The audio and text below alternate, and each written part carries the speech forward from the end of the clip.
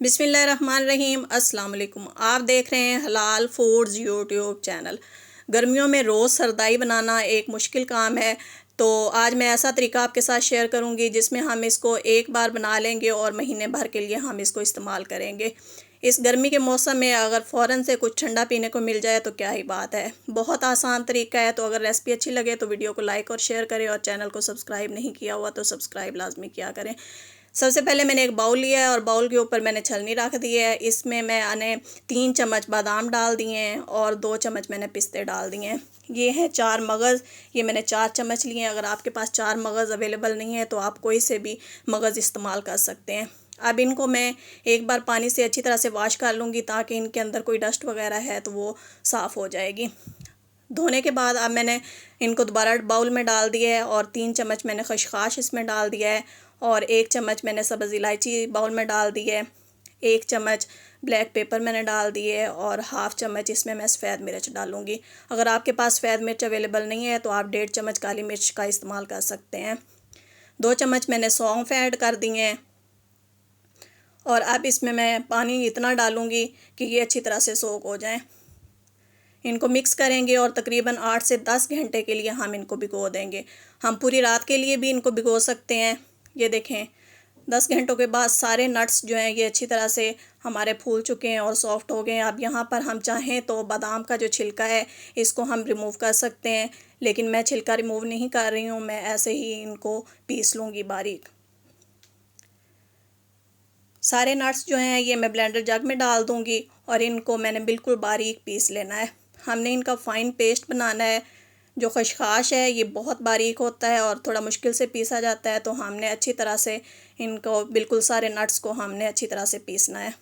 ये देखें, मैंने इनको बिल्कुल अच्छी तरह से पीस लिया है। अब इसको हम एक साइड पे रखते हैं और एक पैन में मैंने 2 कप चीनी डाल दी है और इसमें 1 कप मैं पानी का शामिल कर दूँगी। फ्लेम ऑन कर देंगे और इसमें मैंने 1 चुटकी ज़ाफ़रान डाल दिया है। चीनी जैसे ही मेल्ट हो जाएगी तो अब इसमें मैं ये पेस्ट शामिल कर दूंगी। जो हमने नट्स का पेस्ट बनाया है ये हम इसमें डाल देंगे। आप अपनी मर्ज़ी के नट्स इसमें इस्तेमाल कर सकते हैं। अब 1 चम्मच मैंने इसमें गुलकंद का शामिल कर दिया। अगर आपके पास गुलकंद नहीं है तो आप फ्रेश जो गुलाब की पत्तियां हैं वो भी इस्तेमाल कर सकते हैं। अब इसको हम तकरीबन 20 से 25 मिनट तक मीडियम फ्लेम पर इसको हम पकाएंगे। जब हमने इसको पकाना है तो हमने ऐसे इसमें प्रॉपर चम्मच चलाते रहना है ताकि नट्स जो हैं ये नीचे से हमारे जल ना जाएं।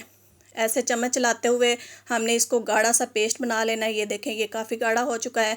तो अब मैंने फ्लेम ऑफ कर दिया है और इसके पकने की यही निशानी है कि ऐसे हम इसमें चम्मच डिप करेंगे तो चम्मच ये पीछे से कोट हो जाएगा इस हमारी सरदाई की वजह से।